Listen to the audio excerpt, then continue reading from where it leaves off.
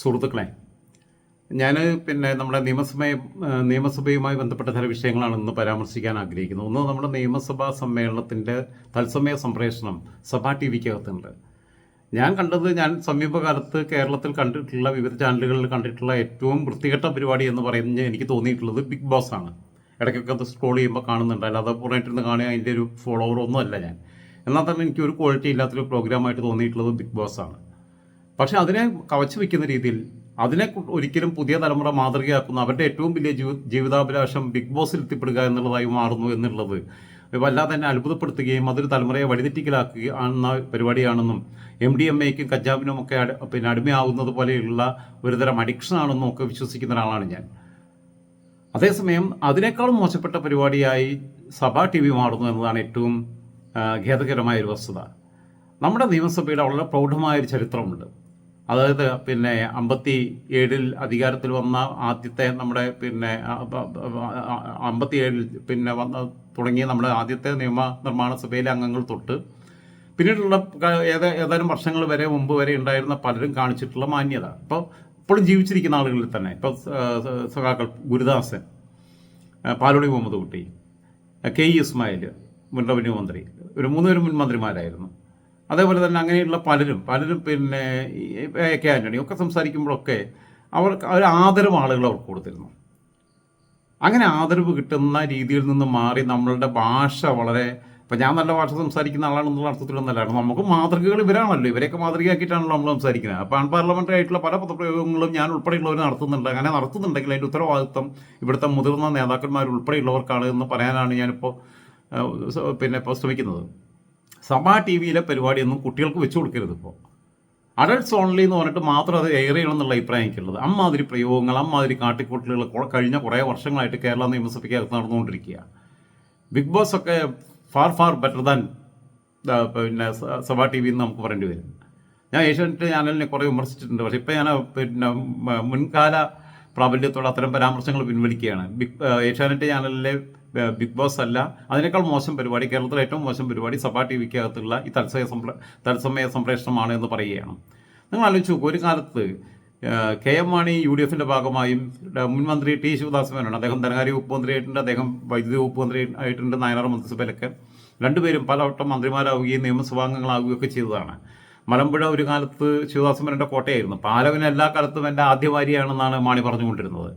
അദ്ദേഹം അവിടെ മത്സരിച്ച് ജയിക്കാൻ തുടങ്ങിയതിന് ശേഷം അദ്ദേഹം മരിക്കുന്നത് വരെ അവിടുത്തെ MLA അദ്ദേഹം തന്നെയായിരുന്നു, അപ്പോൾ ആദ്യത്തെ വിജയത്തിന് ശേഷം. പക്ഷേ അതിന് ശേഷം പിന്നീട് ആ മണ്ഡലം UDFിന് കിട്ടിയിട്ടില്ല. UDFിന് കിട്ടി, കഴിഞ്ഞ തവണ കിട്ടിയത് ഇപ്പോൾ അവരെ ഭാഗത്ത് മാണിസിക്കാപ്പൻ നിൽക്കുന്ന സ്ഥിതി ഉള്ളതുകൊണ്ടാണ് ഇപ്പോൾ ഉള്ളത്. പറഞ്ഞു വന്നത് എന്താണെന്ന് വെച്ച് കഴിഞ്ഞാൽ ഇതിനകത്തുള്ള ഇപ്പോൾ മാണിസിക്കാപ്പൻ ഇപ്പോൾ ഗതിയില്ലാത്തതുകൊണ്ടാണ് അവരുടെ കൂട്ടത്തിൽ ഇങ്ങനെ നിന്ന് പോകണമെന്നുള്ളതാണ് യാഥാർത്ഥ്യം. പറയാൻ ശ്രമിച്ചത് എന്താണെന്ന് വെച്ച് കഴിഞ്ഞാൽ ഇതിനകത്ത് നിങ്ങൾ ആലോചിക്കേണ്ടത് ഈ ശിവദാസ് മേനോനും മാണിയും തമ്മിലുണ്ടായിരുന്നുള്ള തർക്കം ഞാൻ മുമ്പ് പറഞ്ഞിട്ടുള്ളതാണ്. മാണി അന്ന് മന്ത്രിയാണെന്ന് തോന്നുന്നു. മാണി യഥാർത്ഥത്തിൽ വക്കീലായിരുന്നു, അഡ്വക്കേറ്റാണ്, പ്രാക്ടീസ് ചെയ്യുന്നില്ല എന്നേ ഉള്ളൂ, LLB കഴിഞ്ഞതാണ്. ശിവദാസ് മേനോൻ സ്കൂൾ അധ്യാപകനായിരുന്നു. അപ്പോൾ സഭയിൽ ഒരു വട്ടം തമ്മിൽ ഭയങ്കര തർക്കം ഉണ്ടായപ്പം മാണി പറഞ്ഞു മേനോൻ സ്വഭാവം ഒരുമാതിരി മേനോൻ മാഷ് ഒരുമാതിരി സ്കൂളിൻ്റെ സ്വഭാവം ഇവിടെ കാണിക്കരുതെന്നാണ്. അതായത് സ്കൂളിലെ കുട്ടികളെ പോലെ ഈ അലമ്പാക്കുന്ന അച്ചടക്കമില്ലാത്ത സ്വഭാവം കാണിക്കരുത് എന്നുള്ളത് അദ്ദേഹം അധ്യാപകനായിരുന്നു എന്ന അർത്ഥത്തിൽ അടിസ്ഥാനത്തിൽ വളരെ രസകരമായിട്ട് അവതരിപ്പിച്ചു. ഇട്ടത്ത വായിൽ ശിവദാസ് മേനോൻ മറുപടി കൊടുത്തു. മാണി സാർ ഒരുമാതിരി ബാറിലെ സ്വഭാവം ഇവിടെ കാണിക്കരുതെന്ന് പറഞ്ഞു. കാരണം അദ്ദേഹം അഭിഭാഷകനാണ്, അപ്പം ബാർ കൗൺസിലിൻ്റെ ഭാഗമായിട്ട് നിൽക്കുന്ന ആളാണ്. പക്ഷെ പറയുമ്പോൾ ബാർ എന്നുള്ള വാക്കാപ്പിൾ ഉപയോഗിക്കുമ്പോൾ മറ്റേ ആൾ സ്കൂളിലെ കുട്ടികളെ പോലെ തല തിരിഞ്ഞ പിള്ളേരെ പോലെയുള്ള പരിപാടി കാണിക്കരുത് എന്ന് ഉദ്ദേശിച്ചതുപോലെ തന്നെ കള്ളുകുടിയുടെ സ്വഭാവം അവിടെ കാണിക്കരുത് എന്നുള്ളത് വങ്കന്തരയാണ് അദ്ദേഹവും പറഞ്ഞു വെച്ചു. പക്ഷെ അവരൊക്കെ തമ്മിലുള്ള വളരെ മനോഹരമായിട്ടുള്ള ബന്ധം കൊണ്ടു നടന്നിരുന്നു. എനിക്കറിയാവുന്ന വ്യക്തിപരമായി അറിയാവുന്നൊരു കാര്യമുണ്ട്. T.K. രാമകൃഷ്ണൻ മന്ത്രിയാകുമ്പോൾ ഒരിക്കലും നിലമ്പൂർ വന്നിട്ട് അവിടെ നിലമ്പൂർ ടീമിൽ താമസിക്കുകയാണ്. തിരിച്ചു വരുമ്പോൾ അന്ന് പാർട്ടി CPM ജില്ലാ സെക്രട്ടറി ആയിരുന്ന K. സീതാലിക്കുട്ടിയാക്കാൻ്റെ കാറിലാണ് പോരുന്നത്. അപ്പോൾ അന്ന് സീതാലിക്കുട്ടിയാക്കാൻ്റെ ഡ്രൈവർ ഇസ്മായിലാണ്. ഇപ്പോൾ C8ൻ്റെ പോർട്ടറാണെന്ന് ഇപ്പോൾ കുറേ വർഷങ്ങളായിട്ട് ഇസ്മായിലായിട്ട് വന്നില്ല. ഇസ്മായിൽ പറഞ്ഞതാണ്. തിരിച്ചു പോരുന്ന സമയത്ത് T.K. രാമകൃഷ്ണൻ അപ്പം സീതാലിക്കുട്ടിയാക്കയുണ്ട്. വളരെ രസകരമായിട്ടുള്ള കുറേ അനുഭവങ്ങളുണ്ട് സീതാലിക്കുട്ടിയാക്കിയായിട്ട് ബന്ധപ്പെട്ട്. ഒരിക്കൽ നായനാരായിട്ട് കൂടെ വരുമ്പോഴുള്ള രസകരമായിട്ടുള്ള സംഭവമുണ്ട്. അത് എന്താണെന്ന് വെച്ച് കഴിഞ്ഞാൽ നായനാരുമായിട്ട് ഷൊർണൂർ റെയിൽവേ സ്റ്റേഷനിൽ വന്നിട്ട് വേണം ട്രെയിൻ കയറാൻ. അപ്പോൾ ഷൊർണൂരിലേക്ക് ഡ്രോപ്പ് ചെയ്യാൻ വേണ്ടി പോവുകയാണ്. അപ്പോൾ ഈ ഇസ്മായിലിനെ ജില്ലാ സെക്രട്ടറി സീതാലിക്കുട്ടിയാക്ക സ്വന്തം മകനെ പോലെയാണ് കാണുന്നത്, ആ സ്ഥാനത്ത് കണ്ടിരുന്നത്. അപ്പോൾ നായനാർ പുറകിലിരിക്കുകയാണ്, സീതാൽക്കുട്ടിയാക്കിയും പുറകിലിരിക്കുകയാണ്. അപ്പോൾ പോരുന്ന വഴിയിൽ ഇങ്ങനെ ചോദിച്ചു, പിന്നെ ഗൺമാനോ ആരോ അദ്ദേഹത്തിൻ്റെ സ്റ്റാഫും മുമ്പിൽ ഇസ്മായിലിൻ്റെ കൂടെ ഉണ്ട്. അന്നേരം അംബാസഡർ കാറാണ്, കുറേ വർഷങ്ങൾക്ക് മുമ്പാണ്. നായനാർ ചോദിച്ചു, അല്ലാടോ പിന്നെ സീതാൽക്കുട്ടി തനിക്കിപ്പോൾ എത്ര മക്കളാണ് ഉള്ളതെന്ന് ചോദിച്ചു. അപ്പോൾ എനിക്ക് അദ്ദേഹത്തിൻ്റെ ചില മക്കളേക്ക് എനിക്കറിയാം, കൗണ്ടിന് കൃത്യമായിട്ട് ഓർമ്മയില്ല, 5 or 6 അങ്ങനെ എന്തോ ആണ്. അപ്പം പിന്നെ അദ്ദേഹം ആ കൗണ്ട് പറഞ്ഞു. അതിൽ ഇവിടെ സീതാലിക്കുട്ടി സഖാവി തനിക്ക് ഈ പാർട്ടി പ്രവർത്തനത്തിനിടയിൽ ഇതിനൊക്കെ എങ്ങനെയാണ് സമയം കിട്ടണമെന്ന് ചോദിച്ചു. എടോ എനക്കൊന്നിനും നേരം കിട്ടുന്നില്ല, തനിക്കെങ്ങനെ ഇതിനൊക്കെ നേരം കിട്ടണമെന്ന് വെച്ചത്, ഇതിനിടയിൽ ഈ കുട്ടികളെ ഉണ്ടാക്കാൻ സമയം കിട്ടണം എങ്ങനെയാണെന്ന് വളരെ കാരണം മകനെപ്പോലെ കാണുന്ന ഡ്രൈവറാണ് കൂടെയുള്ളത് ഇസ്മായിലും ചിരിക്കാനും വയ്യ, ചിരിക്കാതിരിക്കാനും വയ്യ, സീതാൽക്കുട്ടിക്ക് ഒന്നും മിണ്ടാൻ വയ്യ. എന്നിട്ട് തിരിച്ചു വന്നപ്പോൾ സീതാൽക്കുട്ടിയൊക്കെ പറഞ്ഞ പോലെ ആ മനുഷ്യൻ്റെ ഓരോരോ വർത്താനം എന്ന് പറഞ്ഞ പോലെ. ഓക്കെ, അത് പോട്ടെ. ടി കെ രാമകൃഷ്ണനുമായിട്ട് അതേപോലെ വരുന്ന സമയത്ത് പറഞ്ഞു, ആര്യാടൻ എന്ത് കരുതുക, ഞാൻ ഈ നിലമ്പൂർ പരിപാടിക്ക് വന്നിട്ട് ആര്യാടൻ്റെ വീട്ടിൽ നിന്ന് കയറിയ ചായ കുടിക്കാതെ പോകുന്നപ്പോൾ ഇപ്പോൾ ആര്യാടന് ഒരു പരിഭവം ഉണ്ടാവുമല്ലോ എന്ന് പറഞ്ഞത്ര. കാരണം അവരൊക്കെ തമ്മിൽ ഭരണപക്ഷത്തും പ്രതിപക്ഷത്തും നിൽക്കുമ്പോൾ പരസ്പര ബഹുമാനവും പരസ്പര ആദരവും പരസ്പരം വ്യക്തിബന്ധവും സൂക്ഷിച്ചിരുന്നു എന്നുള്ളതാണ് പറഞ്ഞതിൻ്റെ അർത്ഥം. A K Antony 95 K Karunakaran മാറി ഇവിടെ പിന്നെ മുഖ്യമന്ത്രിയായി ചുമതല ഏറ്റെടുക്കാൻ വരുമ്പോൾ ആദ്യം പോയിട്ട് അനുഗ്രഹം ചോദിച്ചുകൊണ്ട് ചെല്ലുന്നത്, ആശീർവാദം അഭ്യർത്ഥിച്ചുകൊണ്ട് ചെല്ലുന്നത് സഖാവ് EMS കാണാനാണ് പോകുന്നത്. അന്ന് EMS അനുഗ്രഹം ചോദിക്കുമ്പോൾ EMS പറയുന്നത്, മുഖ്യമന്ത്രിയായിട്ട് സത്യത്തിന് എന്നൊരു മുമ്പ് കേട്ടോ ചാർട്ടേഡ് ഫ്ലൈറ്റിൽ വന്നിറങ്ങിയിട്ടാണ് പ്രത്യേക ഘട്ടത്തിൽ കരുണാകരനെ അട്ടിമറിച്ച് വരുന്നത് 95. അപ്പോൾ ആൻ്റണിയോട് EMS പറഞ്ഞത് ഇങ്ങനെയാണ്, പത്രങ്ങളൊക്കെ റിപ്പോർട്ട് ചെയ്തോ, അനുഗ്രഹിക്കണോ അനുശോചിക്കണോ, രണ്ടിൽ എന്താണ് വേണ്ടതെന്നുള്ള കൺഫ്യൂഷനിലാണ് ഞാനെന്ന് പറഞ്ഞത്രേ. അപ്പോൾ നിങ്ങൾ ആലോചിച്ച് നോക്കുക, കരുണാകരനും നായനാരും തമ്മിൽ വളരെ ആരോഗ്യകരമായ ഒരു ബന്ധം ഉണ്ടായിരുന്നു. നമുക്കറിയാം, കരുണാകരന് സുഖമില്ലാതിരിക്കുമ്പോൾ നായനാർ പിന്നെ ആ രോഗവിവരങ്ങൾ അന്വേഷിക്കാൻ വേണ്ടി ചെന്ന ഒരു ചിത്രം നമ്മുടെ മുമ്പിലുണ്ട്. സമകാലിക കേരളത്തിൽ നമ്മൾ കണ്ടിട്ടുള്ളൂ, ഈ ഉമ്മൻചാണ്ടിക്ക് സുഖമില്ല എന്ന വാർത്ത, ഉമ്മൻചാണ്ടിയുടെ രോഗത്തിൻ്റെ ഗുരുതരാവസ്ഥയൊക്കെ അറിഞ്ഞപ്പം ഞാനത് എയർ ചെയ്തപ്പം ഞാൻ എൻ്റെ സ്വന്തം ചാനലിലാണ്, ഈ രാജൻ ജോസഫ് എന്നുള്ള, അന്നാണ് ഞാൻ ആദ്യമായിട്ട് ഇങ്ങനെ വിസിബിൾ ആവുന്നത്. ആ സംഭവം ഞാൻ എയർ ചെയ്തതിൻ്റെ പിറ്റേന്ന് അദ്ദേഹം ആലുവ പാലസിൽ താമസിക്കുമ്പോൾ മുഖ്യമന്ത്രി പിണറായി വിജയൻ അവിടെ വരുന്നു, അദ്ദേഹത്തിൻ്റെ ബാക്കിയുള്ള ചികിത്സയുമായി ബന്ധപ്പെട്ട വിഷയങ്ങളിൽ ഇടപെടുന്നു. പിന്നെ കോൺഗ്രസിൻ്റെ കേന്ദ്ര നേതൃത്വം ഒക്കെ ഇടപെട്ടിട്ടുണ്ട്, രാഹുൽ ഗാന്ധി ഉൾപ്പെടെയുള്ളവർ ഇടപെടുന്നു. അതിനുവേണ്ട കാര്യങ്ങൾ സംസ്ഥാന സർക്കാരിൻ്റെ ഭാഗത്തു നിന്ന് ചെയ്യുന്നു. പിന്നീട് ഒരിക്കലും ഉമ്മൻചാണ്ടിയുടെ മകൻ പിന്നെ ഇപ്പം പുതുപ്പള്ളി MLA ആയിട്ടുള്ള ശ്രീ ചാണ്ടി ഉമ്മൻ തന്നെ പിണറായി അതിനകത്ത് എടുത്തിട്ടുള്ള ഒരു പിന്നെ താല്പര്യവും ഗൗരവമായ പരിഗണനയും ഒക്കെ നിർലോഭമായ പിന്തുണയും ഒക്കെ കുറിച്ച് പ്രകീർത്തിച്ച് സംസാരിച്ചിട്ടുണ്ട്. അപ്പോൾ വ്യക്തിപരമായ ബഹുമാനങ്ങൾ പരസ്പരം സൂക്ഷിച്ചിരുന്നു എന്നുള്ളതാണ്. മറ്റു നിങ്ങൾ ആലോചിച്ച് നോക്കും, ഇപ്പോൾ രമേശ് ചെന്നിത്തല അദ്ദേഹം പിന്നെ KPCC അധ്യക്ഷനായിരിക്കുമ്പോഴും ആഭ്യന്തര വകുപ്പ് മന്ത്രിയായിരിക്കുമ്പോഴും ഒക്കെ, അതേപോലെ കോടിയേരി ബാലകൃഷ്ണൻ ആഭ്യന്തരമന്ത്രി ആയിരിക്കുമ്പോഴും CPM സംസ്ഥാന സെക്രട്ടറി ആയിരിക്കുമ്പോഴും രണ്ടുപേരുടെയും കുടുംബങ്ങൾ തമ്മിൽ വളരെ വ്യക്തിപരമായിട്ടുള്ള ഊഷ്മളമായ ഒരു ബന്ധം വെച്ച് പുലർത്തിയിരുന്നു. ഒരുമിച്ച് സിനിമയ്ക്ക് പോയിട്ടുണ്ടായിരുന്നു എന്നും കോടിയേരി ബാലകൃഷ്ണൻ്റെ മരണശേഷം രമേശ് ചെന്നിത്തലയുടെ കുറിപ്പ് കണ്ടിരുന്നു ഞാൻ. അതെനിക്ക് എന്നെ സംബന്ധിച്ചിടത്തോളം വളരെ ആകർഷകമായിട്ട് തോന്നി. കാരണം രാഷ്ട്രീയമായി എതിർപക്ഷത്ത് ഒരു വീട്ടിൽ തന്നെ പല രാഷ്ട്രീയക്കാരുണ്ടാവും. എൻ്റെ കുടുംബത്തിൽ പല പാർട്ടിക്കാരുണ്ട്, ലീഗുകാരും ഇല്ല എന്നേ ഉള്ളൂ. BJP ഉണ്ട്, പിന്നെ കോൺഗ്രസ് ഉണ്ട്, CPM ഉണ്ട്, ഒക്കെയുണ്ട്. CPIയിലും ഇപ്പം നിലവിൽ ആരുമില്ല, CPIയിൽ ഇപ്പോൾ. അപ്പോൾ അങ്ങനെയാണ് നിൽക്കുന്നത്. ഇപ്പം ഈ മറ്റു 3 പാർട്ടികളിലുണ്ട്, മുസ്ലിം ലീഗിൽ ആരുമില്ല. അപ്പം എല്ലാ കുടുംബത്തിലും അങ്ങനെയൊക്കെ തന്നെ ഉണ്ടാവണം എന്നുള്ള അഭിപ്രായം എനിക്കാണ്. അവനോട് രാഷ്ട്രീയം അവനോട് ഇഷ്ടമാണ്, അത് അവനോട് ചോയ്സാണ്. അതുകൊട്ടെ പറഞ്ഞു വന്നത്, പന്തളം സുധാകരൻ്റെ സഹോദരൻ BJPയിലാണ്. എനിക്കറിയാവുന്ന മലപ്പുറം ജില്ലയിലെ BJP പിന്നെ ഒരു ജില്ലാ പ്രസിഡന്റ് ലക്ഷ്മിനാഥിൻ്റെ സഹോദരൻ ലോലിനാഥ് പിന്നെ കോൺഗ്രസ്സിലാണ് ഉള്ളത്. അദ്ദേഹം DCC സെക്രട്ടറി ആണെന്നാണ് എൻ്റെ ഓർമ്മ. അതേപോലെ തന്നെ ഈ പിന്നെ ഉമ്മൻചാണ്ടിയുടെ പിണറായി ആയിട്ടുള്ള ബന്ധം, ചെന്നിത്തല കോടിയേരി ആയിട്ടുള്ള ബന്ധമൊക്കെ ഞാൻ പറഞ്ഞു. ഈ ബിനീഷ് കോടിയേരി ഉമ്മൻചാണ്ടി മരിച്ചതിന് ശേഷം, ഉമ്മൻചാണ്ടി കോടിയേരിക്ക് സുഖമില്ലാതിരിക്കുമ്പോൾ അന്ന് ഉമ്മൻചാണ്ടിക്ക് സുഖമില്ല, എന്നിട്ട് പോലും കോടിയേരിയെ സന്ദർശിക്കാൻ ചെന്നതും ഉമ്മൻചാണ്ടിയുടെ കൈ പിടിച്ചുകൊണ്ട് ബിനീഷ് കാറിൽ നിന്ന് ഇറക്കി കൊണ്ടുപോകുന്നൊക്കെ നമ്മൾ കണ്ടു. ഉമ്മൻചാണ്ടി മരിച്ചതിന് ശേഷം ആ വീട്ടിലേക്ക് ബിനീഷ് എത്തുമ്പോഴും വളരെ വൈകാരികമായിട്ടാണ് മാധ്യമങ്ങളോട് സംസാരിച്ചത്. നായനാരുടെ മകൻ കൃഷ്ണകുമാറും അതുപോലെ തന്നെ, ഇദ്ദേഹമൊക്കെ ജീവിച്ച ഒരു കാലഘട്ടം ഇനി ഇങ്ങനെയുള്ള ആൾക്കാരെ കാണാൻ പറ്റുമോ എന്നുള്ളത് അറിയില്ലല്ലോ എന്നൊക്കെ പറഞ്ഞിട്ടാണ് ആ അന്ത്യമായി മരിച്ചതിന് ശേഷം പിന്നീട് അടുത്ത ദിവസങ്ങളിൽ വീണ്ടും അദ്ദേഹത്തിൻ്റെ ഈ സെമിത്തേരിയിൽ വന്നിട്ട് കാണുകയൊക്കെയാണ്. ചവക്കല്ലിൽ വന്നിട്ട് പിന്നെ അർപ്പിച്ച് കൊണ്ട് അദ്ദേഹം മാധ്യമങ്ങളോട് സംസാരിച്ചിരുന്നു. അപ്പോൾ അങ്ങനെ പരസ്പരമുള്ള ബന്ധം ഉണ്ടായിരുന്നു. മാത്രമല്ല, ഇപ്പോൾ PC ജോർജ് CPMനെ പറയാത്ത ഒന്നുമില്ല. പക്ഷേ PC ജോർജിൻ്റെ മകൻ ഷോൺ ജോർജും അതേപോലെ തന്നെ കോടിയേരി ബാലകൃഷ്ണൻ്റെ മകൻ ബിനീഷ് കോടിയേരിയും വളരെ ആത്മസുഹൃത്തുക്കളാണ്. അവർ 3 പേര് ചേർന്നിട്ടാണ് അവർ പിന്നെ ഒരു വക്കീൽ ഓഫീസ് കൊച്ചിയിലോ പിന്നെ ഹൈക്കോടതിയുമായി ബന്ധപ്പെട്ട് ഓപ്പൺ ചെയ്തിട്ടുള്ളതൊക്കെ. വളരെ അടുത്ത സുഹൃത്തുക്കളാണ്. അത് മാത്രമല്ല, ബിനീഷ് പ്രശ്നത്തിനൊക്കെ ശേഷം അങ്ങനെ വന്നപ്പോൾ കോടിയേരിയുടെ വീട്ടിലാണ് കുറേ ദിവസം കൊണ്ട് നിർത്തിയത്. അതിനെക്കുറിച്ച് പി സി ജോർജ് തന്നെ പറഞ്ഞിട്ടുണ്ട് മാധ്യമങ്ങളോട്. ആൻറ്റി എന്ന് പറഞ്ഞാൽ അടുക്കളയിലൊക്കെ പോയിട്ട് പിന്നെ ഇദ്ദേഹത്തിൻ്റെ ഭാര്യയെ പിന്നെ പി സി ജോർജിൻ്റെ ഭാര്യയെ ഷോണിൻ്റെ അമ്മയെ അടുത്ത അടുക്കളയിലൊക്കെ സഹായിക്കും. അതേപോലെ തന്നെ ഷോണിൻ്റെ പിന്നെ പിന്നെ ഷോണിൻ്റെ അമ്മ കേട്ടോ, പിന്നെ പി സി ജോർജിൻ്റെ ഭാര്യ. അതേപോലെ തന്നെ പിന്നെ ഷോണിൻ്റെ ഭാര്യ പാർവതിയുടെ അടുത്തും ഒക്കെ വളരെ നല്ല ബന്ധമായിരുന്നു. പിന്നെ അതേപോലെ തന്നെ ഷോണിൻ്റെ മക്കളുമായിട്ടൊക്കെ വളരെ കൂട്ടായിരുന്നു എന്നൊക്കെ ഉള്ളത് ബിനീഷിനെ കുറിച്ച് അങ്ങനെ പിന്നെ പറഞ്ഞതായിട്ട് ഞാൻ ഓർക്കുന്നു, കേട്ടതായിട്ട് പി സി ജോർജ് പറഞ്ഞതായിട്ട്. അങ്ങനെയൊക്കെ ആവണം എന്നുള്ള അഭിപ്രായമാണ്. അവിടെ നിന്നാണ് ഇപ്പോഴത്തെ രാഷ്ട്രീയം വളരെ മാറിക്കൊണ്ടിരിക്കുന്നുള്ളൂ. നിങ്ങൾ ആലോചിച്ച് നോക്കുക, കഴിഞ്ഞ ദിവസം നിയമസഭയിൽ കണ്ടിട്ടുള്ള എനിക്ക് ഏറ്റവും വൃത്തികെട്ട ഒരു പ്രയോഗമായിട്ട് എനിക്ക് തോന്നിയത് ഒന്ന് സാക്ഷാൽ പിണറായി വിജയൻ്റെ വായിൽ നിന്ന് തന്നെ വന്നൊരു വാക്ക് എനിക്ക് ഒട്ടും ഇഷ്ടമായില്ല. പിണറായി വിജയൻ തന്നെ പറയുകയാണ് 8 അട്ടിയിട്ടതുപോലെ എന്നുള്ളത്. അത് കണ്ണൂരിലെ പ്രയോഗമാണ്. 8 അട്ടിയിട്ടതുപോലെ. 8 എന്ന് പറഞ്ഞാൽ 2 അതിനിപ്പോൾ കുറച്ചെണ്ണം ചേർത്ത് വെച്ചാൽ ഇത്രയും ഉയരം വരുള്ളൂ എന്നുള്ളതാണ്. അപ്പോൾ പൊക്കമില്ലാത്ത ചില ഉയരം കുറഞ്ഞ ചില നജീബ് കാന്തപുരം അങ്ങനെ അല്ലെങ്കിൽ അങ്ങനെ ആരെങ്കിലുമൊക്കെ എക്സോർവായി അവരെ ഉദ്ദേശിച്ചുകൊണ്ടാണ് പിണറായി വിജയൻ ആ പ്രയോഗം നടത്തിയെന്നുള്ള പരാമർശം വരുന്നുണ്ട്. ഇതൊന്നും ശരിയായ രീതിയല്ല. ആളുകളെ ആ രീതിയിൽ അത് ബോഡി ഷേമിംഗ് ആണ്. ആലോചിച്ച് നോക്കും നിങ്ങൾ. അങ്ങനെ ഒരിക്കലും പിണറായിയുടെ വായിന്ന് വരാൻ പാടില്ലാത്തതാണ്. അത് ഇപ്പോൾ ഒരു പൊളിറ്റിക്കലായിട്ടുള്ള ഒരു പിന്നെ പ്രയോഗമായിട്ട് തന്നെ അതിനെ കാണാൻ കഴിയില്ല. 8 അട്ടിയിട്ടതുപോലെ എന്നൊക്കെ പിണറായി പോലുള്ള ആൾ പറയാൻ പാടില്ല. നമുക്ക് പറ്റുന്ന ചില ശാരീരികമായ ആവശ്യതകളിൽ നിന്നുള്ള പിന്നെ അവസ്ഥകളുണ്ടാവും, ബാക്കിയുള്ളതുണ്ടാവും, ഒക്കെ ഉണ്ടാവും. ഇപ്പോൾ നിങ്ങൾ ആലോചിച്ച് നോക്കും. ഇപ്പോൾ അതിലാകെ മര്യാദയ്ക്ക് അർഹമായ ഒരു വിളി വിളിച്ചത് പിന്നെ വിദ്യാഭ്യാസ വകുപ്പ് മന്ത്രി, ഉന്നത വിദ്യാഭ്യാസ വകുപ്പ് മന്ത്രി ശ്രീമതി ബിന്ദു ടീച്ചർ ഒരു പിന്നെ ഒരു യുവ MLA പൊടയിറക്കാമെന്ന് പറഞ്ഞു. പൊടയിറക്കാൻ തന്നെ പറയേണ്ട കേസായിരുന്നു എന്നുള്ളത് പിന്നീട് ബോധ്യപ്പെട്ടു. തൽക്കാലം ഞാൻ അവനെ വിരുദ്ധ വിട്ടിരിക്കുക, അതുകൊണ്ട് ഞാൻ കൂടുതൽ വിശദാംശങ്ങളിലേക്ക് പോകുന്നില്ല. പൊടയിറക്കാമെന്ന് പറയേണ്ടി വന്നു അവർക്ക്, അത്രയേ ഉള്ളൂ. ചെറുക്കാന്നേ വിളിക്കേണ്ടേ ഉള്ളൂ, അതിനുള്ളതേ ഉള്ളൂ. വലിയ ആളാണെന്നുള്ള വർത്താനേ ഉള്ളൂ. അതേപോലെ തന്നെ സുരേഷ് ഗോപി ഇടയ്ക്കിടയ്ക്ക് പറയുന്ന ചില വിവരക്കേടുകൾ, അതേപോലെ നിയമസഭാംഗമല്ല എന്നാൽ തന്നെയും അടുത്ത ജന്മത്തിൽ എനിക്ക് ബ്രാഹ്മണനായിട്ട് ജനിക്കണം. അപ്പോൾ ഇത് ബാക്കിയുള്ളവർ എന്തോ മോശമാണോ? അടുത്ത ജന്മത്തിൽ ബ്രാഹ്മണനായിട്ട് ജനിക്കണം ഇടയ്ക്കിടയ്ക്ക് പറയുകയാണ്. അതേപോലെ തന്നെ എനിക്ക് എൻ്റെ പ്രജകളോടാണ് കടപ്പാട്. എൻ്റെ വോട്ടർമാർ നല്ല പറയണേ പ്രജകൾ, അതായത് ഞാൻ രാജാവാണ്.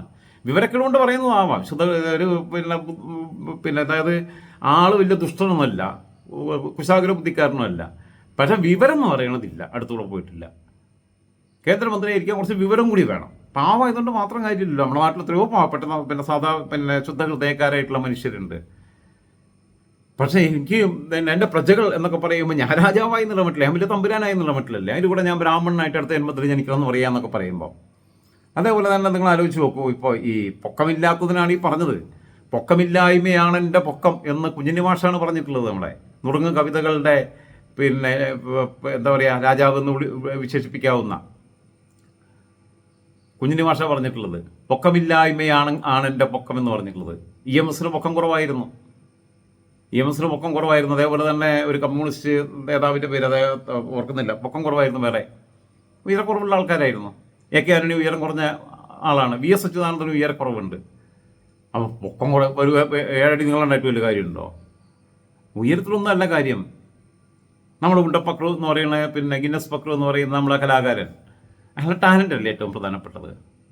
അപ്പോൾ ബോഡി ഷേമിങ് നടത്തുന്നത് ആര് നടത്തിയാലും അംഗീകരിക്കാൻ പറ്റുന്ന കാര്യമല്ല. അപ്പം ഇദ്ദേഹത്തിന് വിക്കുണ്ടായിരുന്നു EMSനോട് അതിനെക്കുറിച്ച് ആരോ ചോദിച്ചപ്പോൾ അന്ന് അക്കാലത്ത് അദ്ദേഹം കൊടുത്തൊരു ക്ലാസിക് മറുപടി ഉണ്ട്. എപ്പോഴും അങ്ങേക്ക് വിക്കുണ്ടോ എന്ന് ചോദിച്ചു. അപ്പോൾ EMS പറഞ്ഞാൽ എപ്പോഴൊന്നുമില്ല, സംസാരിക്കുമ്പോൾ മാത്രമേ വിക്കുള്ളൂ എന്ന് പറഞ്ഞു. എമ്മാതിരി മറുപടിയാണ്. EMSൻ്റെ ബുദ്ധി ആലോചിച്ച് നോക്കണം, എത്രയോ പിന്നെ ഇതായിട്ട് പോകുന്നത്. അപ്പോൾ ടങ് സ്ലിപ്പൊക്കെ വരും, ടങ് സ്ലിപ്പിൽ പിടിച്ച് തൂങ്ങുക. അപ്പോൾ നമ്മുടെ തിരുവഞ്ചൂർ രാധാകൃഷ്ണൻ മന്ത്രിയായിരുന്ന സമയത്ത് എന്തോ അവാർഡ് പിന്നെ പ്രഖ്യാപനം എന്തോ നടത്തുമ്പോൾ അദ്ദേഹം ആഭ്യന്തര വകുപ്പ് മാറിയിട്ട് സാംസ്കാരിക വകുപ്പ് അദ്ദേഹത്തിൻ്റെ കയ്യിലുണ്ടായിരുന്നു വാങ്ങിക്കും. പക്ഷേ അങ്ങനെ എന്തോ ചടങ്ങ് എന്താണെന്ന് എനിക്ക് ഓർമ്മയില്ല. അതിൽ നമ്മളെ നസ്രിയ നസീമിനെ കുറിച്ച് നമ്മളെ ഫഹദ് ഫാസിലിൻ്റെ ഭാര്യ എന്നുള്ള എനിക്ക് എല്ലാ പെൺകുട്ടിക്ക് സ്വന്തമായിട്ട് ഐഡൻറ്റിറ്റി ഉള്ളതാണ്. ഫാസിലിൻ്റെ മകൻ വിവാഹം കഴിച്ചിട്ടുണ്ടായ ഐഡൻറ്റിറ്റി അല്ല. അതിന് മുമ്പ് തന്നെ ചെറിയ കുട്ടിയായിരിക്കുമ്പോൾ തന്നെ വളരെ ടാലൻ്റുള്ള ഒരു പിന്നെ യുവതിയാണ്. അപ്പം നസ്രിയ നസീം എന്നൊക്കെ പറഞ്ഞിട്ട് അദ്ദേഹത്തിന് പഠനപ്പെടുവ് പറ്റി. അപ്പോൾ അദ്ദേഹത്തിന് സോഡിയത്തിൻ്റെ കുറവുണ്ടാകുന്നതിൻ്റെയൊക്കെ സോഡിയം വേരിയേഷനൊക്കെ ഉണ്ടാകുന്നതിൻ്റെ ഭാഗമായിട്ടുള്ള ചില പ്രശ്നങ്ങളുണ്ടായിരുന്നു. ടങ് സ്ലിപ്പ് ഉണ്ടാവും, സ്വാഭാവികമാണ്. ഇപ്പോൾ ഞാനും ട്രോളാറുണ്ട്, ഇല്ല എന്നല്ല. എന്നാൽ തന്നെ സീരിയസ് ആയിട്ട് അങ്ങനെ എപ്പോഴും അത് തന്നെ എടുത്ത് പരിഹസിക്കുന്ന രീതികൾ, അത് തന്നെ ആ വിഷ്വൽസ് തന്നെ കാണിക്കുന്ന രീതി, അത് രാഷ്ട്രീയമായിട്ട് ഉപയോഗിക്കുന്ന രീതികൾ എനിക്ക് ഉപയോഗിക്കുന്നുണ്ട്. അതേപോലെ തന്നെ മന്ത്രി ശിവൻകുട്ടി, അദ്ദേഹത്തിന് ചില ശാരീരികമായിട്ടുള്ള ചില പ്രശ്നങ്ങളുണ്ട്. ഞാനും ട്രോൾ ചെയ്തിട്ടുണ്ട്, ഇല്ല എന്നല്ല പറയണേ. പക്ഷേ സ്ഥിരമായി അത് ചെയ്യുന്നതിനകത്തുള്ള അനൗചിത്യത്തെക്കുറിച്ചാണ് പറഞ്ഞത്. കാരണം അദ്ദേഹത്തിന് കണക്കിൽ ഒരു ചില പിന്നെ ഫിഗർ പറയുമ്പോൾ തെറ്റിപ്പോയി. പിന്നെ എന്താ പറയുക 70,000, 80,000 എന്നൊക്കെ പറഞ്ഞിട്ട് പറഞ്ഞങ്ങ് തുടങ്ങി പോകുന്നതിന് ചില കുഴപ്പങ്ങളുണ്ട്. ടങ് സ്ലിപ്പ് മനുഷ്യന് വരും. വേണ്ടാന്നേ, പുള്ളും പുഷും കൃത്യമായിട്ട് ഇപ്പോഴും നമുക്കറിയാം. നമ്മൾ ഏതെങ്കിലും ഒരു ഷോറൂമിൽ ചെല്ലുകയാണെങ്കിൽ അതിൻ്റെ ഡോറിൽ പുഷ് എന്ന് എഴുതിയിട്ടുണ്ടാവും. പക്ഷേ ചിലപ്പോൾ നമ്മൾ വലിക്കേണ്ടടുത്ത് തള്ളും, തള്ളേണ്ടടുത്ത് വലിക്കും. ഇത് നമുക്ക് അറിയാണ്ടാണോ? പുള്ളിൻ്റെയും പുഷിൻ്റെ അർത്ഥം അറിയേണ്ടല്ല. മനുഷ്യ ഇത്രയേ ഉള്ളൂ. അപ്പോൾ നമ്മൾ ആകെ തികഞ്ഞവരൊന്നുമല്ല. അപ്പം അത് പിന്നെ ഒരു സമയത്ത് പിന്നെ കള്ളനെ നമ്പിയാലും കുള്ളനെ നമ്പരുത്. ഇതൊക്കെ നമ്മൾ 90-കൾക്ക് ശേഷമാണ് രാഷ്ട്രീയത്തിൽ വ്യത്യാസങ്ങൾ വരുന്നത്. കള്ളനെ നമ്പിയാലും കുള്ളനെ നമ്പരുത്. കള്ളക്കരുണാകരൻ, കരിങ്കാലി കരുണാകരൻ എന്നൊക്കെ പറയായിരുന്നു. കള്ളക്കരുണ മൂരാച്ചി എന്നൊക്കെ പറഞ്ഞ മുദ്രാവാക്യം വിളിച്ചിട്ടുണ്ട് ഞാനൊക്കെ SFയിൽ. അപ്പോൾ ഇപ്പോഴും ആലോചിക്കുമ്പോഴാണ് നമുക്ക് അതിനകത്ത് കുഴപ്പങ്ങളെക്കുറിച്ചൊക്കെ മനസ്സിലാവുന്നത്. ഇപ്പോൾ ഈ കോഴികളെ നിന്നും വിശദമാക്കാൻ ഞാനില്ല കേട്ടോ, അത് പറയാൻ കാര്യം. നമ്മൾ നല്ല 100% ബോധ്യത്തിൻ്റെ അടിസ്ഥാനത്തിലാണ് ആ രണ്ടുപേരൊക്കെ സ്പെഷ്യലായിട്ട് ഇട്ടിരിക്കുന്നത്. ഇപ്പോൾ തൽക്കാലം ഞാൻ മൗനം പാലിക്കുന്നതെന്ന് മാത്രം. അതിൽ ഒരാളെക്കുറിച്ച് പ്രത്യേകിച്ച് ഞാൻ മൗനം പാലിക്കുന്നു. അതിന് പിന്നെ പല കാരണങ്ങളുണ്ട്. ഓക്കെ, നോക്കട്ടെ. അപ്പം പിന്നെ ഞാൻ പറഞ്ഞു വന്നത്, ഈ കള്ളനെ നമ്പിയാലും കുള്ളനെ നമ്പരുതെന്ന് പറഞ്ഞത് കരുണാകരൻ കള്ളനാണ്. അത് കഴിഞ്ഞിട്ട് ആന്റണി മുഖ്യമന്ത്രി സ്ഥാനത്ത് വരുമ്പോഴാണ് ഈ പ്രയോഗം പിന്നെ വല്ലാതെടുത്ത് ഉപയോഗിക്കാൻ തുടങ്ങിയത്. അതായത് കരുണാകരനെ നമ്പിയാലും ആന്റണിയെ നമ്പരുത്. അപ്പോൾ കുള്ളൻ എന്നുള്ളത് ബോഡി ഷേമിങ്ങാണ്. അപ്പോൾ ഇങ്ങനെയൊക്കെയുള്ള പ്രയോഗങ്ങൾ നടത്തുക എന്ന് പറഞ്ഞു കഴിഞ്ഞാൽ, പിന്നെ ഈ കല്ലായി അബ്ദുറഹ്മാൻ ലീഗ് നേതാവ് പറഞ്ഞ ബാക്കി ലീഗിൻ്റെ നേതാക്കന്മാരൊന്നും അങ്ങനെ വൃത്തികളൊന്നും അധികം പറയാറില്ല. അയാൾ പറഞ്ഞ ഇവരൊക്കെ പിന്നെ അയാൾ നിയമസഭാ അംഗമല്ല. പിന്നെ സുരേഷ് ഗോപിയുടെ കാര്യം ഞാൻ പറയാൻ കാരണം അദ്ദേഹം ലോക്സഭാ അംഗമാണ്, പാർലമെൻറ്റ് മെമ്പറാണ്. അദ്ദേഹം ഉപയോഗിക്കേണ്ട ഭാഷയ്ക്കകത്തൊക്കെ അദ്ദേഹം മിതത്വം കാണിക്കേണ്ടതുണ്ട്. അദ്ദേഹത്തിൻ്റെ സ്വപ്നങ്ങൾക്കകത്തും പുനർജന്മത്തെക്കുറിച്ചുള്ള സ്വപ്നങ്ങൾ ഷെയർ ചെയ്യുമ്പോഴും അതിനകത്തും ചില സാംസ്കാരിക ബോധവും ചില രാഷ്ട്രീയ ബോധവും ഒക്കെ ഉയർത്തിപ്പിടിക്കേണ്ടതുണ്ട്. ചില പിന്നെ വർണ്ണവെറി ഇല്ലായ്മയൊക്കെ അതിനകത്ത് വരേണ്ടതുണ്ട് എന്ന പിന്നെ ഒരു സമദർശനം അതിനകത്ത് ഉയരേണ്ടതുണ്ട് എന്നുള്ളതുകൊണ്ടാണ് ഞാനത് പറഞ്ഞത്. അപ്പോൾ ഈ കല്ലായി അബ്ദുറഹ്മാൻ പറഞ്ഞു റിയാസിൻ്റെതും വീണയുടേതും വിവാഹമല്ല വ്യഭിചാരമാണെന്നൊക്കെ പറഞ്ഞു. കാരണം കുട്ടിക്ക് അടിച്ചു വിടാൻ വേണ്ടത് ഇരിക്കുമെന്ന് അപ്പോൾ പറഞ്ഞതിന്. അതേപോലെ തന്നെ ഇപ്പോൾ ചിത്രരഞ്ജൻ, CPM-ൻ്റെ MLA ചിത്രരഞ്ജൻ കഴിഞ്ഞ ദിവസം പറഞ്ഞത് 2 കയ്യുമില്ലാത്തവനെ പിന്നെ ഇവിടെ പിന്നെ ബേക്കിൽ ഉറുമ്പ് കടിച്ചാലുള്ള അവസ്ഥയിലാണ്. ആലോചിച്ച് നോക്കൂ, 2 കൈയുമില്ലാത്ത എത്രയോ മനുഷ്യർക്ക് കേൾക്കുമ്പോൾ ഉണ്ടാകുന്നൊരു വേദന. അവർ ചിലപ്പോൾ സമാനമായ സാഹചര്യങ്ങളെ അഭിമുഖീകരിച്ചിട്ടുണ്ടാവാം. ചിലപ്പോൾ ഒരു ഉറുമ്പ് കടിച്ചിട്ടുണ്ടാവാം. നമുക്കറിയാം, എപ്പോഴെങ്കിലും ഉറുമ്പോ കൊതുക് എന്തെങ്കിലും കടിക്കുമ്പോൾ നമുക്കുണ്ടാകുന്നൊരു അസ്വസ്ഥത. കൈയില്ലാത്തവന് എന്ത് ചെയ്യും? പശുവിനും പോത്തിനൊക്കെ ആണെങ്കിൽ അത് വാലുകൊണ്ടെങ്കിലും ചുഴറ്റും, ഓടിക്കാം. ആലോചിച്ച് നോക്കും. അപ്പോൾ അവരുടെ മനസ്സിലുണ്ടാവുന്ന നോവ്, മറ്റുള്ളവർക്കുള്ള സൗഭാഗ്യം എനിക്കില്ലല്ലോ എന്നുണ്ടാവുന്നത്, പിന്നെ അവരൊരു പക്ഷേ സ്വയം മറന്നിരിക്കുന്ന തങ്ങളുടെ ആ ന്യൂനതകളെ വീണ്ടും ഓർമ്മപ്പെടുത്തുകയല്ലേ ഇന്ന്. അങ്ങനെയുള്ള പ്രയോഗങ്ങളിലൊക്കെ രാഷ്ട്രീയക്കാർ കുറച്ചുകൂടി ഉയർന്ന ഇത് കാണിക്കേണ്ടതാണെന്നുള്ളത്. മാത്രമല്ല ശിഖണ്ഡി എന്നൊക്കെയുള്ള പരാമർശങ്ങൾ ഉണ്ടാവുക. നമ്മൾ ആലോചിച്ച് നോക്കൂ, ശിഖണ്ഡി എന്നുള്ള പ്രയോഗം ഉണ്ടാവുന്നത് വളരെ മോശമായിട്ടില്ല നിയമസഭയ്ക്കകത്ത് അത്തരം പ്രയോഗങ്ങളൊക്കെ ഉണ്ടാവുന്നത്. അതേപോലെ തന്നെ MM മണിയെ കുറിച്ച്, MM മണിയെ കണ്ടാൽ ചിമ്പാൻസിയെ പോലെയാണ് ഇരിക്കുന്നത്. ചിമ്പാൻസിയുടെ വേഷം കെട്ടിച്ച് യൂത്ത് കോൺഗ്രസ്സുകാർ സമരം നടത്തി. എന്നിട്ട് കെ സുധാകരൻ അതിനെ ന്യായീകരിച്ചു, സംഭവം ശരിയല്ലേ എന്ന്. അങ്ങനെയുണ്ടോ? ഒരാളുടെ രൂപം കണ്ടിട്ട് കുരങ്ങിനോട് ഉപയോഗിക്കുക അല്ലെങ്കിൽ പട്ടിയോട് ഉപയോഗിക്കുക, അങ്ങനെയൊക്കെ ആവശ്യമുണ്ടോ? ഈ പുലിക്കുട്ടി പിന്നെ ഗർജിക്കുന്ന സിംഹം എന്നൊക്കെ പറഞ്ഞാൽ അവതരിപ്പിക്കുന്നത് തന്നെ വൃത്തികളാണെന്നുള്ള അഭിപ്രായം എനിക്കുണ്ട്. അങ്ങനെ ഉപയോഗിക്കാന്നുണ്ടെങ്കിൽ പിന്നെ കുരങ്ങനൊന്നും ഉപയോഗിക്കാം. ഞങ്ങളുടെ പുലിക്കുട്ടിയാണ്, അവൻ സിംഹക്കുട്ടിയാണ് എന്നൊക്കെ പറഞ്ഞിട്ട് അവതരിപ്പിക്കുക. അവിടെ തന്നെ ഈ ഡിസ്ക്രിമിനേഷൻ വരുന്നുണ്ടെന്നേ. അങ്ങനെയാണെങ്കിൽ പിന്നെ കുരങ്ങെന്ന് വിളിക്കുന്നതിനും കുഴപ്പമില്ല. ഞാൻ പറയുന്നത് പ്രകീർത്തിക്കാൻ വേണ്ടി പിന്നെ വലിയ എന്താ പറയുക ശേഷിയുള്ള പിന്നെ പിന്നെ ഹണ്ടിങ്ങിൽ വിദഗ്ധരായിട്ടുള്ള മൃഗങ്ങളുടെ പേര് ഉപയോഗിക്കുകയും പിന്നെ ഭോജികളായിട്ടുള്ള മൃഗങ്ങളുടെ പേര്, അത് സിംഹമായാലും കടുവയായാലും പുലിയായാലും അത് ഉപയോഗിക്കുകയും, എന്നാൽ പൊതുവെ മറ്റുള്ളവരെ അവഹേളിക്കാൻ വേണ്ടി പിന്നെ സസ്യമുക്കുകളായിട്ടുള്ള ഈ കുരങ്ങനെയും ചിമ്പാൻസിയൊക്കെ എടുത്ത് ഉപയോഗിക്കുകയും ചെയ്യുന്നതിനകത്തെ ഒരു അരാഷ്ട്രീയത, ഒരു അശ്ലീലം, അത് കാണാതിരിക്കാൻ പാടില്ല എന്ന് വിശ്വസിക്കുന്ന ഒരാളാണ്. അതുകൊണ്ടാണ് ഞാനത് പറഞ്ഞത്. അങ്ങനെ ചിമ്പാൻസി എന്ന് പിന്നെ ഇദ്ദേഹത്തെ വിളിച്ചതിനോട് ഞാൻ വിയോജിപ്പ് പ്രകടിപ്പിക്കുകയും അതിനെ വിമർശിക്കുകയും ചെയ്യുമ്പോൾ തന്നെ MM മണിയാശാൻ ചെയ്തിട്ടുള്ള ചില വൃത്തികേടുകളുണ്ട്. ശ്രീമതി KK രമയെ, പണ്ട് ഞാൻ സഖാവ് KK രമ എന്നായിരുന്നു പറയാം, ഇപ്പോൾ അത് പറയാറില്ല. ഇപ്പോൾ 37 ഷാഫി ഫാൻസിൻ്റെ സംസ്ഥാന സെക്രട്ടറിയായി മാറിയിട്ടുള്ളതുകൊണ്ട് പിന്നെ ഇപ്പോൾ എന്താ പറയുക TP-ൻ്റെ കാര്യമൊക്കെ വിട്ടിട്ടുണ്ട്. ഇപ്പോൾ ഷാഫി ഫാൻസാണ് അതിൻ്റെ സംസ്ഥാന ജനറൽ സെക്രട്ടറി. RMPയുടെ പിന്നെ MLA ആണെങ്കിൽ ഷാഫി ഫാൻസിന് ഉള്ള 2 MLA-മാരിൽ ഒരാൾ 37, മറ്റേത് പാലക്കാട് നിന്നാണ് ഉള്ളത്. 2 MLA-മാരാണ് കേരളത്തിലുള്ളത്, ഷാഫി ഫാൻസ്. അപ്പം പിന്നെ അവരെ KK രമയെ വിധവ എന്ന് വിശേഷിപ്പിച്ചത് എന്തിനാണ് അങ്ങനെ ഒരു പ്രയോഗത്തിന് പിന്നെ പ്രസക്തി ഉണ്ടാവുന്നത്? ഈ മണിയാശാൻ ഉൾപ്പെട്ട മണിയാശാനെ പോലെ ഉള്ളവരൊക്കെ ഭാഗ്യവാന്മാരാണ്. മന്ത്രിയായി, MLA ആയി, പലവട്ടം MLA ആയി, മന്ത്രിയായി, കുറേ വർഷക്കാലം ജില്ലാ സെക്രട്ടറി ആയി, അപ്പോഴും പാർട്ടിയുടെ കാറിൽ സഞ്ചരിക്കുന്നു. അങ്ങനെയൊന്നും അല്ലാതെ അതേ കമ്മ്യൂണിസ്റ്റ് പാർട്ടി ഓഫ് ഇന്ത്യ മാർക്സിസ്റ്റിന് വേണ്ടി തന്നെ പിന്നെ രക്തസാക്ഷികളായ നിരവധി സഖാക്കളുടെ ഭാര്യമാർ ഇപ്പോഴും വിധവകളായി ജീവിക്കുന്നുണ്ട് എന്നുള്ള ചിന്ത എന്തുകൊണ്ട് മണിയാശാൻ ഉണ്ടാവാതെ പോയി? ഇതൊക്കെ ഒരു വൃത്തികെട്ട രീതിയിലുള്ള കാര്യങ്ങൾ തന്നെയാണ് എന്നുള്ളതാണ് എനിക്ക് പറയാനുള്ളത്. അതേപോലെ തന്നെ ഇനിയിപ്പോൾ ഇതൊക്കെ കഴിഞ്ഞ് പോട്ടെ, നമുക്ക് പിന്നെ ഉള്ളത് നമ്മുടെ പിന്നെ ഭരണ സംവിധാനത്തിനകത്ത് നിയമസഭ ഇങ്ങനെ പിന്നെ തെറ്റായ വഴിയിലൂടെ പോകുമ്പോൾ അതിനെ നേർവഴിക്ക് നടത്താൻ വേണ്ടിയിട്ട് നിയോഗിക്കപ്പെട്ട, രാഷ്ട്രപതിയാൽ നിയോഗിക്കപ്പെട്ട ഗവർണർ ശരിക്കും പറഞ്ഞാൽ രാഷ്ട്രപതി നിയോഗിച്ചു എന്നുള്ള പേര് മാത്രമേ ഉള്ളൂ. RSSന്റെ നാഗ്പൂരിലെ കാര്യാലയത്തിൽ നിന്ന് എഴുതി കൊടുത്ത പേര് അതിൽ ഒപ്പിട്ട് കൊടുത്തു, പിന്നെ രാഷ്ട്രപതി എന്നേ ഉള്ളൂ. അതിന് മാത്രമാണ് പുള്ളിക്കാരി അവിടെ ഇരുത്തിരിക്കുന്നത്. അതെല്ലാ രാഷ്ട്രപതിമാരും അങ്ങനെയായിരുന്നു. പക്ഷേ ഇന്ത്യ കണ്ട ഏറ്റവും മോശപ്പെട്ട രാഷ്ട്രപതി ആരായിരുന്നു എന്ന് വെച്ചാൽ പ്രതിഭാ പാട്ടീലാണ്. അത് സോണിയാഗാന്ധി വിളിച്ചു പറയുന്നതനുസരിച്ച് മാത്രം കാര്യങ്ങൾ ചെയ്യുന്ന ഒരു രാഷ്ട്രപതിയായിരുന്നു. ഏറ്റവും മികച്ച രാഷ്ട്രപതിമാർ ഒരുപാട് പേരുണ്ട്. അത് പിന്നെ നമ്മുടെ APJ അബ്ദുൽ കലാമും പ്രണബ് മുഖർജിയും ഒക്കെ മികച്ച രാഷ്ട്രപതിമാർ തന്നെയായിരുന്നു. ഇപ്പോഴത്തെ ദ്രൗപദി മുർമുവും പറ്റ മോശമാണെന്നുള്ള അഭിപ്രായം എനിക്കില്ല. എന്തായിരുന്നാലും പിന്നെ അപ്പം അങ്ങനെയുള്ള അവർ നിയോഗിച്ചിട്ടുള്ള ഈ ഗവർണറാണെങ്കിൽ ഇവിടെ ഫേഷ്യൽ ചെയ്ത അമ്മച്ചിയുടെ ഫോട്ടോയും വെച്ചിട്ട് രാവിലെ ഭാരതാംബ ഭാരതാംബ എന്ന് പറഞ്ഞാൽ അതിനെയും പൂച്ചുകൊണ്ടിരിക്കുക. എന്താണെങ്കിലും ഇങ്ങനത്തെ ഒരു ഗതികെട്ട കാലത്തും ഇങ്ങനത്തെ ഒരു രാഷ്ട്രീയമാണ് എന്ന് വിശ്വസിക്കുന്ന ഒരു കാലഘട്ടത്തിലും നമ്മുടെ സമൂഹത്തിൻ്റെ ഈ രാഷ്ട്രീയ പ്രവൃത്തത ചോദ്യം ചെയ്യപ്പെടുന്ന ഒരു കാലഘട്ടത്തിലും ഇവരെല്ലാം കോമാളികളായി പിന്നെ അവരുടെ വായിൽ നിന്ന് ഒരിക്കലും രാഷ്ട്രീയമായ നല്ല കാര്യങ്ങൾ കേൾക്കാൻ കഴിയാത്ത ഒരു കാലഘട്ടത്തിലും ജീവിക്കേണ്ടി വരുന്ന ഗതികേട്ടിനെ സ്വയം ശപിച്ചുകൊണ്ട് എല്ലാവർക്കും ഒരു ശുഭദിനാശംസകൾ നേരുന്നു. അഭിവാദനങ്ങൾ.